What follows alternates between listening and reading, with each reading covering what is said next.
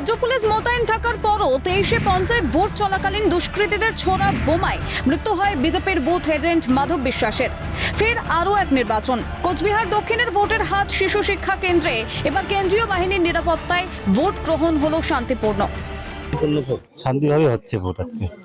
বললাম পঞ্চায়েত নির্বাচনে তো প্রথম দফা যে ভোট হয়েছিল সেটা ভোট দিতে পারিনি, পরে পুনর্নির্বাচন ছিল। হ্যাঁ। কি ঘটেছিল সেদিন? সেদিনকে বোমা ব্লাস্ট হয়ে মারা গেছে লোক। এলাকা হ্যাঁ, শান্তিপূর্ণ রয়েছে। বললাম পঞ্চায়েত নির্বাচনে ভোট দিয়েছিলেন? দিয়েছিলাম কিন্তু মানে পরে না। পরের বার দিয়েছিলেন? হ্যাঁ, পরের বার। প্রথম দিন দিতে পারেন? প্রথম দিন দিতে পারি নাই। কি হয়েছিল প্রথম দিন? প্রথম দিনে যে কাঁচাল হয়েছে, মাধব বিশ্বাস মারা গেছে। কোচবিহারের 4/40 নম্বর বুথে শান্তিপূর্ণভাবে ভোট গ্রহণ চলে ঠিকই, কিন্তু আক্ষেপ একটাই, কঠোর নিরাপত্তা যদি পঞ্চায়েত ভোটে থাকতো তাহলে অকালে প্রাণ হারাতে হতো না বিজেপির বুথ এজেন্টকে।